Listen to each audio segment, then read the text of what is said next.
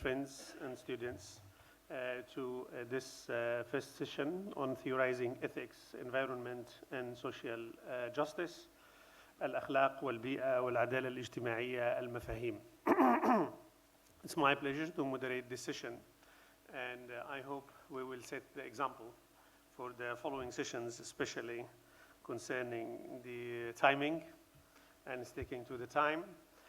Without further ado, I will start with Dr. June Dalla Costa, who is honoring us today and giving the first speech in this session. Dr. June Dalla Costa is the founding director of the Center for Ethical Orientations. He is a writer, a very important writer in the field, especially when it comes to global ethics for the global economy. He's the author of 6 books, including his well-known The Ethical Imperative, Why Moral Leadership is Global Business. Besides writing, he's also a very active person in fostering and promoting ideas in this field. He worked with corporations, government agencies, NGOs, and numerous institutions to help and foster a global ethic for the global economy. He's also very active in interfaith, intercultural, and interreligious dialogue. He is busy with writing a book on examining governance reform in the Catholic Church. And he moved recently to Italy, but I hope this will not affect the language of his lecture today, that it will remain English. It will not be Italian.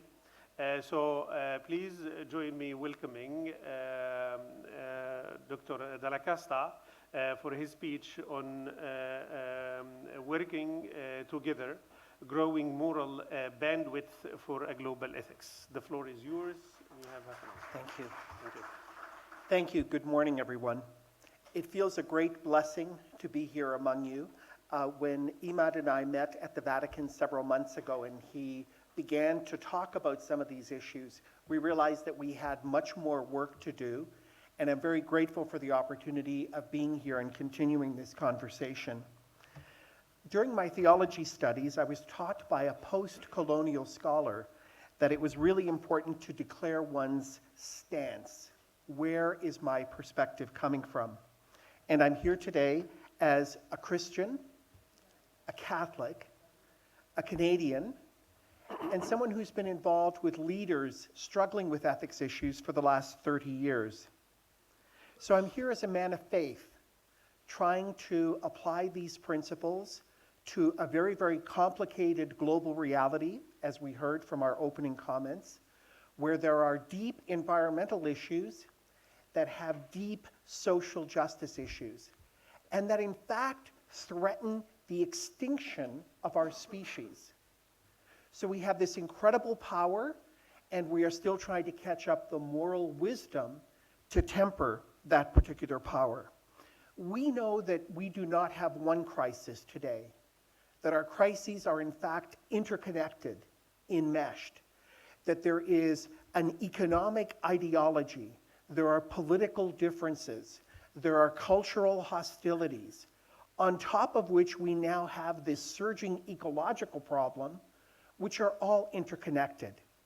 And again, as we heard, this is a time where we need the moral resources of our best thinking, including our religious traditions, to provide guidance on how we can work through together these very, very complicated issues. Postmodernists tell us that the grand narrative of humanity has been fractured, that in fact it's a time where ethics have become relative for many. Paul Knitter, the interfaith theologian, who has looked also at the ecological problems of our world, says, no, we're in a time where we have meta problems, where we have shared problems.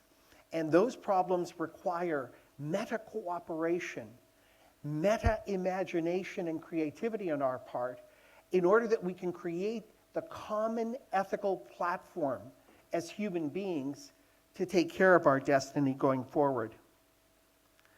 So really, all of us here to have had the privilege of the scripture that was recited and still resonates in this room, recognize that all creation is a gift from God, and that any abuse of this gift represents a corruption, a sin on our part. So our religious resources for coming to terms with what is happening ecologically are a huge part of our moral capacity as human beings to change. So much is at stake. But I'd like to take a quick deviation to a contemporary example to give us an example of what happens when the opposite is occurring. Brexit.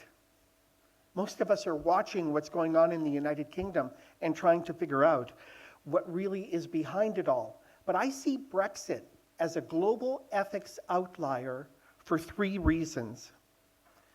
First, it's showing us how quickly politics without a larger moral compass can degenerate into parochial paralysis. Britain now wants to leave the world which it once largely ruled. Again, ideology, but it can't. Its food and fish, clothing and cars, security and stability come from elsewhere and rely on others. Finance flows internationally. So too does pollution and acid rain. No country has high enough tariffs or walls to keep out global warming or Facebook or rising sea levels. The fracturing in Britain is in part because of globalization, but the wrong kind of globalization. Globalization for competitive advantage, not globalization that understands this ecological notion of our shared home. The paradox of Britain is that we can't resolve the moral and ethical meta problems we face with this form of globalization unless we work together even more collaboratively.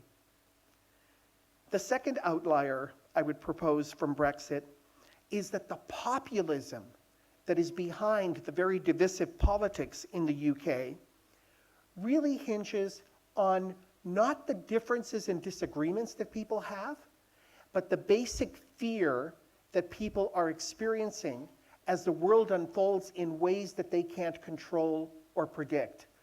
I have been studying trust for the last 30 years.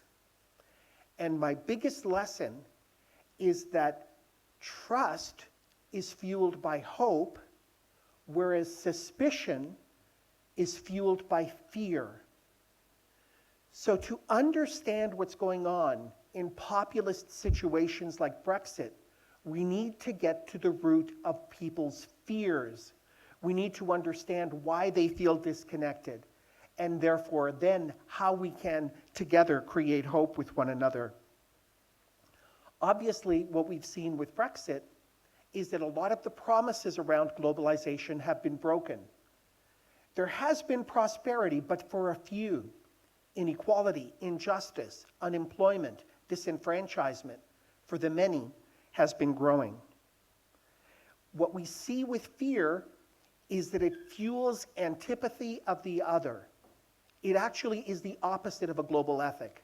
It destroys global participation by making the other someone to vilify, someone to blame, someone to reduce and keep out on the other side of the wall. The third outlier is from this perspective of our environmental crisis. When we look at the surveys that were done before the Paris and Copenhagen climate change studies, the surveys showed that people around the world said, yes, yes, there's a climate change problem. But they also said, it's impossible to do anything about it because the system is so oriented to what is affordable, what is practical from an engineering perspective. In the trust research, I call this the despair of pragmatism. And we're seeing how that despair is influencing the British population at this particular moment, where they're unable even to form a cohesive approach inside the country, let alone outside the country. And I'm not singling out Brexit. This is a phenomenon that is existing or occurring all over the world as people are encountering much more fear than possibility, and as a result of that, turning inwards rather than outwards. To break despair, to break through this fear, means that we have to find ways of listening to one another, participating in one another's, in a sense, suffering, one another's fears, so that we can bind those and work together at finding solutions that benefit everyone. And that too is where we as religious people have a particular role. It means that we need to probably surrender some of the certitude that often attends to our religious teachings in order to accommodate the improvisation that all of us together need to make in order to resolve problems that have had no precedent, problems that are requiring us to think of ourselves as a we in a more profound way than we ever have before. For the rest of my presentation, I'd like to propose and examine some of the capabilities that we need to begin to affect some of these changes in applying a global ethic. And again, my training as an ethicist is to be clear about methodology. And so there are two sources that I would like to bring into conversation for the next few minutes. One is from the business ethics literature, largely dealing with organizational change, organizational management, and organizational transformation. I taught in a business school, so this is part of the expertise that I can bring into this conversation. My second methodological encounter will be with the encyclical that Pope Francis produced in May of 2015, where as the leader of the Catholic Church, he published Laudato Si as a teaching document to help Catholics, but the people of the world, it was addressed to everyone, think about the environment as our common home. So I'll draw some lessons from both of those experiences, from business and from theology, to show us or to give us some of the elements that may help us revitalize our global ethics thinking. So the declaration from the Parliament of World's Religions on a Global Ethic came out in the 1990s, early 1990s. Many of you will know that. That's where the language of global ethics first started to take off. It was at the time where globalization was starting to take off. At about the same time, there was a group in Europe of scientists charged with creating a new technological apparatus for high physics experiments. The organization is called CERN. Many of us will know it because it is the scientific organization that created the World Wide Web. But their job was actually to create the Great Hadron Collider in order to do advanced physics. And they ran into huge complications right away. This was at exactly the same time that the scholars were having the conversation about a global ethics. The CERN scientists were trying to figure out how are we going to prove the next generation of experimental physics. So CERN, public organization, funded by mostly European governments, but includes partnerships with 50 other governments, including the government of Canada, my original country, and Qatar, and others. About 1,500 research institutes were involved in the work, and 10,000 scientists. CERN's job was to, over 20 years, try to develop the technology for these experiments using really machinery that had not yet been invented to do experiments that scientists had not yet thought through. Conventionally, what would happen is organizations would go into their pyramidal hierarchical structures. They would try to control and command everything from the top. The board or the CEO would set the direction, the next level would go out and do it, the next level would actually be the implementers. CERN realized that that was an impossibility, that this complexity and this ambiguity in terms of so many unknowns were impossible for any single source to manage. So rather than the pyramid, Their radical approach, and remember, these are all incredible mathematicians and scientists, was to adopt an organizational metaphor based on a tree, a living organism. And the way that they approached it was that their responsibility as leaders was to be the roots of the tree, to be what stabilizes the organism as it grows, to be what provides nutrients to all the branches, to all the twigs, to all the leaves, so that each of them can thrive. 10,000 scientists. Those of you that are in academia know the kind of competitiveness that occurs between disciplines. For them to capture this flourishing of this entire organism, they not only had to change what they were doing to approach the ordering of priorities, they also had to change the culture. And to do that, they basically did 4 things. First, they invited all those scientists from all those disciplines into an exercise of dreaming, of imagining the ultimate opportunity for them. But they dreamt together, so that side by side they had to listen to the dreams of other scientists in competing fields, in competing institutes. And as that opportunity, that surge of possibility emerged, they recognized that, yes, I have something of great significance and importance to achieve, but so does she, so does he, so do they. How now do we manage all of these incredible possibilities together? So the first breakdown that occurred was in territory. People dreamt together, dreamt in outrageous terms. There's other literature in business ethics now that tells us that successful ethical organizations do this. They dream of what is most morally possible in their activity, and they dream of what the biggest failure would be. And neither of those things come out as true or as accurate in reality, but they open the bandwidth. They open the breadth of possibility and of responsibility as people are going forward.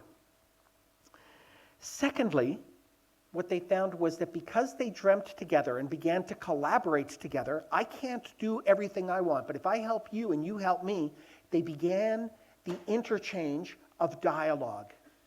And there began the process of real cultural change.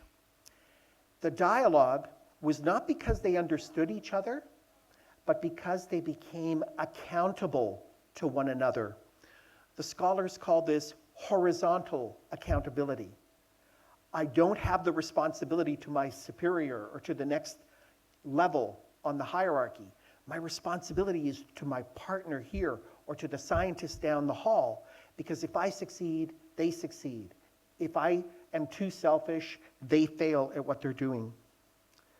The third element, which was radical, was that CERN allowed the people closest to the decision to make the actual investment decisions. And again, usually finance is how managers operate control.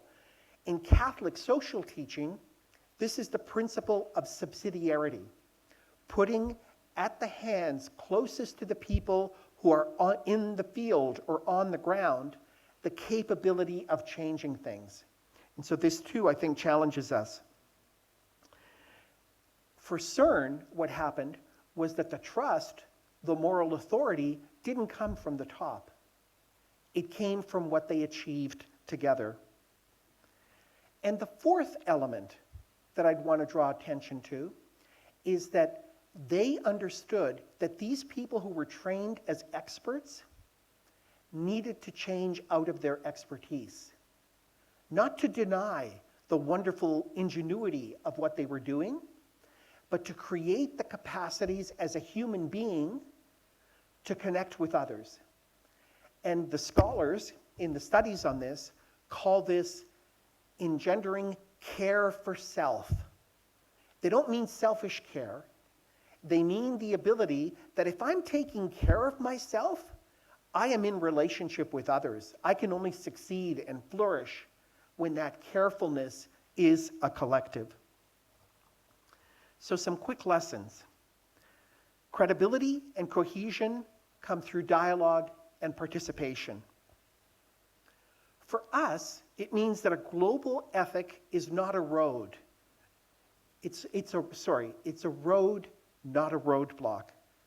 Indeed, if we think about this tree metaphor, as global ethicists, we are here to provide the nutrients for people in different expertise spheres to be able to exercise their judgment with whatever and the most moral wisdom we can bring to their interaction. We need, as global ethicists, to be dreamers. We need to be dreaming big because the problems are big. We need to be engaging people in possibilities and hope. And when diverse disciplines or values are involved, it's not enough to say, oh yes, we have these global ethics in common.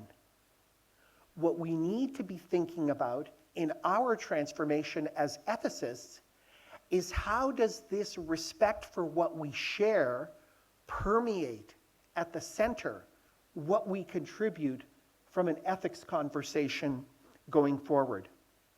So it needs to be something, when we talk about a global ethic, a singularity, it needs to be something that is so central that it actually helps our diversity be that much more creative. It's not a cancellation of diversity. It's, in a sense, the catalyst for a deeper understanding of how we can share the benefits of that diversity. This now to my second methodological outreach is really what Pope Francis was trying to do with his encyclical Laudato Si. Now, many of you will be aware of it. Muslim scholars have already been in conversation both before, during, and after the papal pronouncement on this. Our ecological crisis is a moral crisis. And as one of the moral voices in the world, Pope Francis was explaining some of the implications from his perspective. But it's important to understand from an historical perspective that Laudato Si, an encyclical, is a teaching document. It's usually sent to bishops, cardinals, theologians, to deal with a particular social issue or crisis. This encyclical, Francis wrote for all people, and it's the first Vatican document that was translated into Arabic and published in Arabic simultaneously with all the other languages used by the Vatican. The Pope's first words, Laudato Si, are a prayer of praise. They use the words of St. Francis of Assisi. Praised be God in everything that has been created. Pope Francis says, nature cannot be regarded as something separate from ourselves or as a mere setting in which we live. We are part of nature, included in it, and thus in constant interaction with it. The Pope reaches out to scientists, to mystics, to leaders in all religions, and even to non-believers, because the issue to be addressed is our common home. Francis does not use the term global ethic. However, what he says and does uses a global ethical perspective and helps us discern some of the qualities of a global ethics going forward. He talks about an integral ecology. It's a complicated notion, but it basically says that the earth creation operates as a beautiful system of integrality. The parts and the one-ship of the parts are inseparable. We often think of human integrity in these terms, that our integrity is when our values and our actions cohere as a unity. Francis is moving the idea of integral so that we are not apart from nature, but integral within it. That means that when there is a loss of diversity in nature, we all suffer. And we're seeing that with fishery depletion, with forestry depletion. But it's also true that when we lose cultural diversity, it harms us as much as when we lose natural diversity. So an integral ecology is really about the integrality that we have as human beings, that we need one another, that we rely on one another to be whole. For ethicists, I think we can see that his methodology of integrality, of being integral from diversity, really speaks to the challenge, the core challenge of a global ethic. He has, as a scientist, laid out all the issues at hand, and as a priest, he's also recalled that the degradation to God's creation is a moral failure on humanity's part, and that when we turn our back on God's gift, we often turn our back on the suffering of our brothers and sisters. So the ecological indifference is the same as our social justice indifference. It comes from displacing God, from depreciating God, and putting ourselves at the center of our own lives. He says the disappearance of culture can be just as serious or even more so than the disappearance of a species or plant. The imposition of a dominant lifestyle can be just as harmful as altering any ecosystem. As a bishop, Francis is trying to change the way that the church and the way that people who in their everyday worship are thinking about the environment, not as something apart from their religious and spiritual development, but again as something integral to it. And Francis, in the document, is also challenging the institutional orthodoxies of our economics, of our politics, that continue to put human beings and the environment in the position of simply being of utilitarian value. He has moved, or is asking us to move beyond that. So with the few minutes that I have, I'd like to close with just some key filters from this document and from the work of CERN that may help us as we go forward. Again, with my training, I've called them hermeneutics, modes of interpretation. The first, I think, that Francis is reminding us is that for a problem as complex as our environment, and for a challenge as daunting as a global ethic, we need a hermeneutic of humility. Humility not in the sense of being passive or being less than ourselves, but humility in the sense of its etymology. The word means of the earth. We have to be able to account for not having all the answers so that we can invite in contributions from others who may not think like us, but may have ideas to inspire us. The second hermeneutic from Francis is that of heeding. And we heard in our opening presentation, we've had this data about our ecological problem. What we now need to do is move from understanding to action. And the religious power of conversion, of deepening spiritual resources, can help us do that heeding. We don't need to decide what the problem is. We need to be experimenting and improvising how together we can get on in solving it. The third is one that I call the hermeneutic of vulnerability. And vulnerability is, first of all, part of our humanity. And most ethics, I would argue, are rooted in our vulnerability. I choose not to lie or steal or disrespect because the opposite will wound, will abuse the vulnerability of the person that I'm in relationship with. The reason I think that this is so important is because we actually live in an economy that does the opposite. Our economy, which now proudly proclaims greed is good, has made wounding the basis of economic development. Vulnerability is a reclaiming of our humanity, of our fragility, and of our creativity. Every risk is an enactment of a vulnerability, of a risk.